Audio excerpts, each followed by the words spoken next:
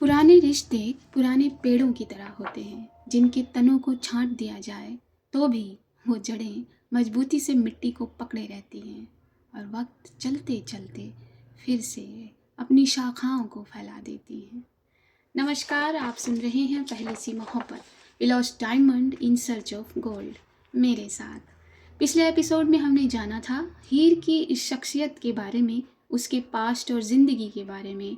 सदफ के सामने विचित्रा की बातों को जाना था, ईशा और रेयान का संडे विचित्रा के घर पर, और अल्हाम का आना सदफ और विचित्रा के पास। आइए अगले एपिसोड में चलते हैं। सदफ चाय बना के इन दोनों की तरफ बढ़ रही थी जो गार्डन में बैठे हुए थे। क्या बात है, कुछ उखड़ी उखड़ी लग रही हो? अल्हाम ने विचित्रा से पूछा था। नहीं, ऐसी कोई बात नहीं है, विचित्रा ने बात को टालते अंदाज में अल्हाम की बात का जवाब दिया था। वैसे कैसी चल रही है फिल्म की रिहर्सल, और अभी शूट पर पहुंची या नहीं? अभी रिहर्सल पर ही हैं, विचित्रा ने उसकी बात का जवाब दिया। इस बार बहुत लंबी नहीं चल गई तुम्हारी रिहर्सल? अल्हाम का ये सवाल था। चाय। सदफ ने ट्रे को नीचे टेबल पर रखा था और वो इन दोनों के बीच वाली चेयर पर बैठ गई थी और अल्हाम का वो क्वेश्चन वहीं रह गया था। वैसे तुम्हारा ट्रिप कैसा रहा, बताओ? अब विचित्रा ने अल्हाम से सवाल पूछा था, अपने उस सवाल को दरकिनार करते हुए। ये भी तो पूछो इससे कि किसी से मुलाकात हुई या नहीं। सदफ ने अपनी बात कही थी और मुस्कुरा दी थी। अल्हाम ने अपनी गर्दन को ना में हिलाया था मुस्कुराते हुए। अच्छा, तो क्या कोई गुड न्यूज़ है? विची ने हंसकर पूछा। यार, ऐसा कुछ नहीं है, तुम तो जानते हो अपनी बीवी को। हाँ, इसके लफ्ज़ों में मत जाओ, ये तो इसकी तो आदत है स्टोरी बनाने की, अल्हाम ने मजाकी अंदाज में कहा था। हाँ, वो तो करती है ये। टेढ़ी नज़रें शेयर की थी विचित्रा ने सदफ के साथ और अपनी बात को आगे कहा था। लेकिन कोई बात तो है, क्योंकि तुम फ्रेश लग रही हो। नहीं यार, ऐसे ही। अल्हाम इतना ही कहती है कि सदफ बोल पड़ती है। नए नए लोगों के साथ तफरीह होगी तो फ्रेश तो लगेगी ही। उसकी बात पर फफके लेते हुए अल्हाम ने हंसी ली थी।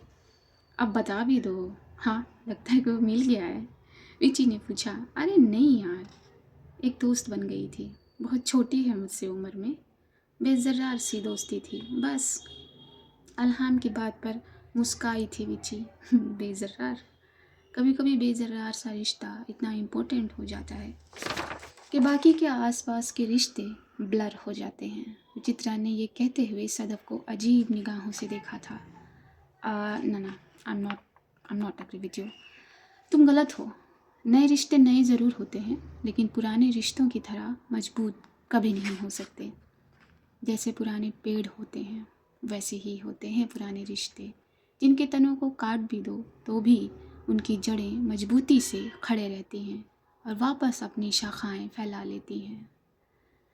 हाँ, ये मैं मानती हूँ कि दो पल की अट्रैक्शन हो सकती है, दैट्स इट। अल्हाम बेतकल्लुफ़ नज़र आई थी अपनी बात कहते हुए। शायद। रिची ने होठों को पिचका कर अपनी बात की थी और चाय के कप को दोनों ने उठा लिया था। इन दोनों का ये कॉन्वो सदफ को अच्छा नहीं लग रहा था। क्या तुम दोनों प्लीज़ टॉपिक चेंज कर सकते हो? सदफ थोड़ा तेज बोल पड़ी थी। अल्हाम ने पहले सदफ को और फिर विचित्रा को देखा था। उसे कुछ ठीक नहीं लगा था, महसूस ठीक नहीं हुआ था। आई एम सॉरी, तुम दोनों बात करो। इतना कह के सदफ चेयर से उठती है और अंदर की तरफ बढ़ जाती है। उसे एहसास हो गया था कि उसने अपनी वॉइस को थोड़ा लाउड कर दिया था। इसे क्या हुआ है?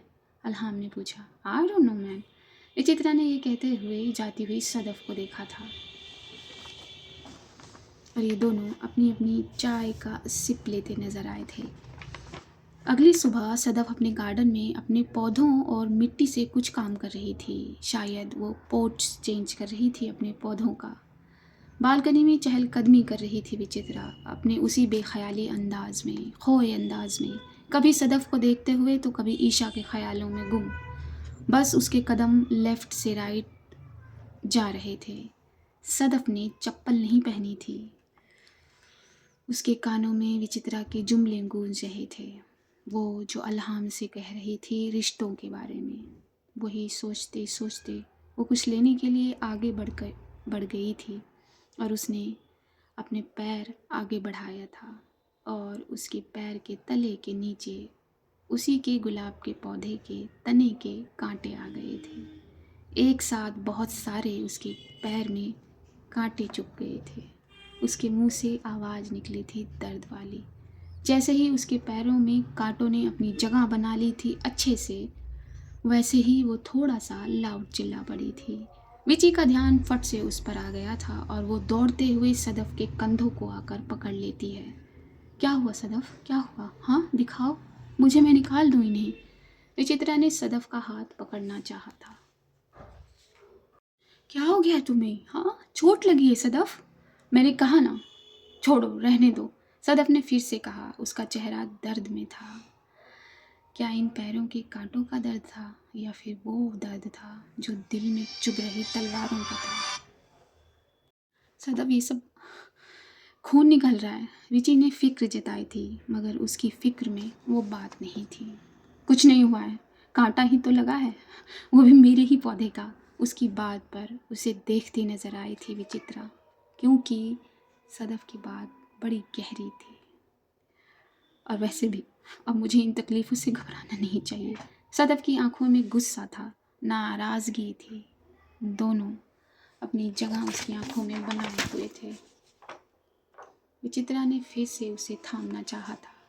मैंने कहा ना, मैं कर लूँगी, तुम जाओ।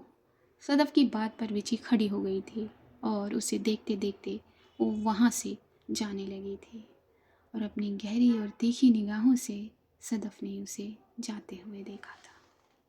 अपने हॉल में बैठे विचित्रा टीवी पर कुछ देख रही थी, शायद कोई क्रिकेट मैच था। तभी सदफ अपने पैर से लंगड़ाते हुए कुछ चीज़ें, कपड़े, जैसे कि उसको कुछ काम करना खुद पसंद है, वो अपने कपड़े लेकर सीढ़ियों की तरफ बढ़ रही थी और विचित्रा की निगाहें उसी पर थी।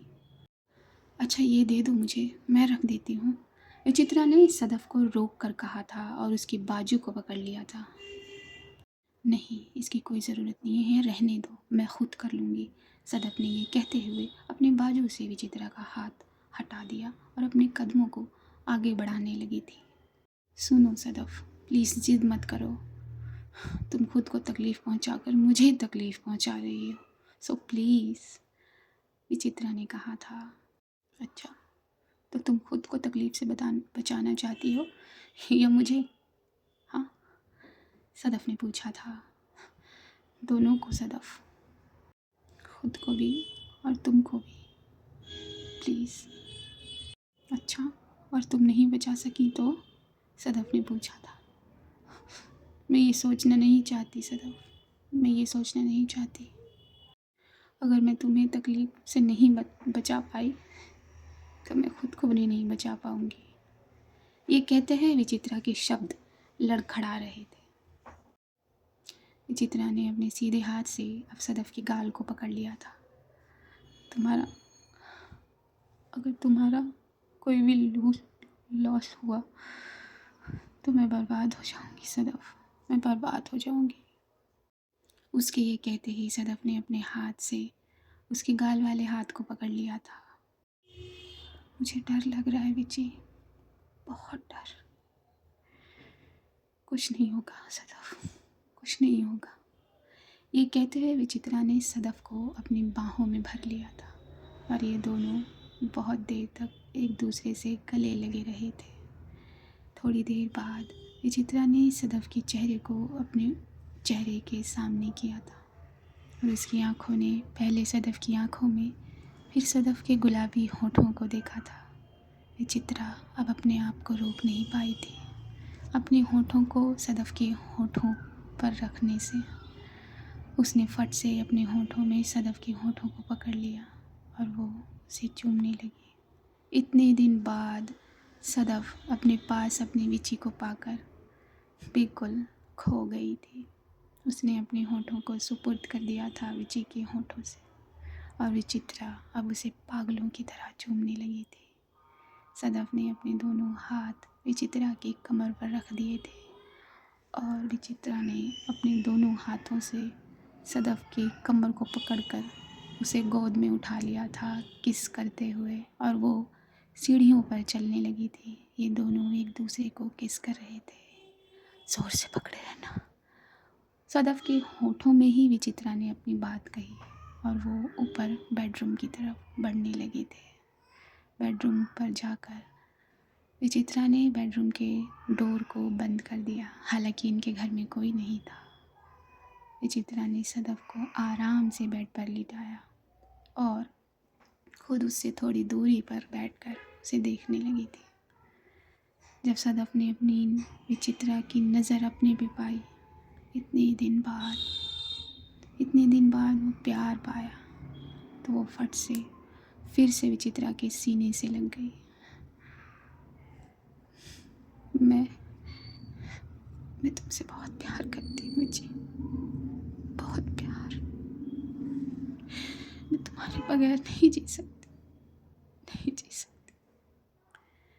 सदफ के लफ्ज़ों ने फिर से गहराई ली थी विचित्रा के दिल में।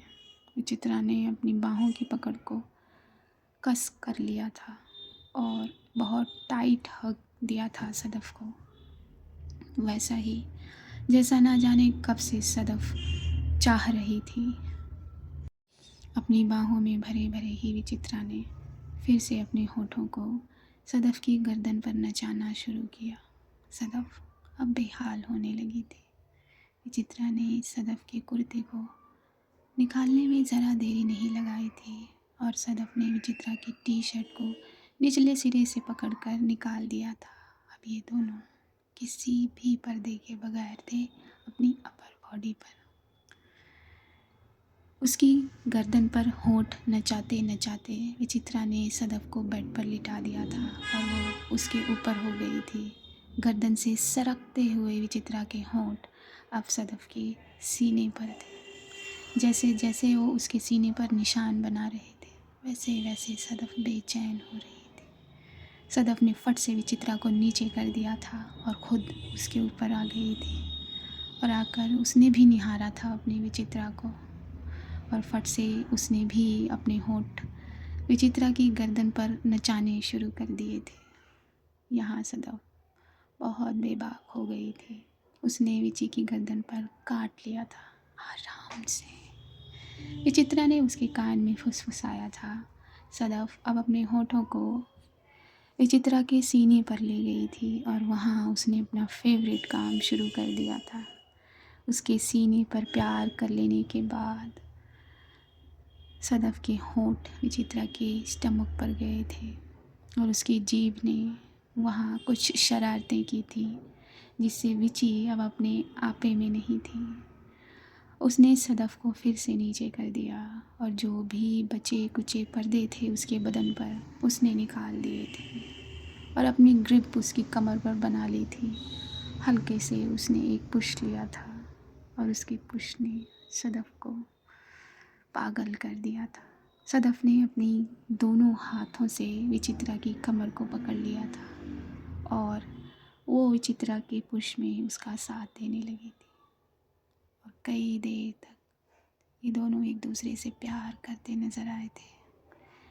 इस रूम की कोई लाइट बंद नहीं थी और ना ही कोई पंखा चल रहा था। मौसम ही ऐसा था, मगर इन दोनों के बदन अब भीग गए थे पसीने से। एक पॉइंट पर आकर ये दोनों एक लंबी सांस लेकर छोड़ देते हैं। एक दूसरे को एहसास दिलाते हैं कि ये अब उनके प्यार से पूरे हुए और विची अब सदफ के बगल में लेट जाती है। सदफ के चेहरे पर संतुष्टि भरी स्माइल थी। उसने अपनी गर्दन को सीधी तरफ घुमाया और विचित्रा के चेहरे को देखा। उसने अपने चेहरे को विचित्रा के सीने पर रख दिया। विचित्रा ने अपने हाथ से सदफ का सर सहलाया और अपने दूसरे हाथ से एक ब्लैंकेट लेकर इन दोनों पर कवर कर दिया।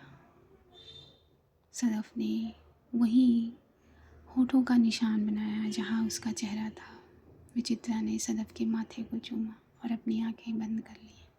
इन दोनों की सांसें अब नॉर्मल हो गई थी और इन दोनों की आंखें अब बंद हो गई थी। ये दोनों नींद की आगोश में खो गए थे। तो आज का एपिसोड पूरा हुआ। आई नो बहुत छोटा है, लेकिन क्या करूँ, थोड़ा सा टाइम कम है। तो बस प्यार की डेफिनेशन को तलाशते रहिए। और मैं कह भी क्या सकती हूँ, मैंने कई बार कहा कि कमेंट करिए, लाइक करिए, शेयर कर दीजिए, लेकिन आप लोग तो कुछ नहीं सुनते, तो मत सुनिए, डोंट वरी। अब अगले एपिसोड में मैं आपसे मिलूँगी, तब तक के लिए see you at the other side. नमस्कार।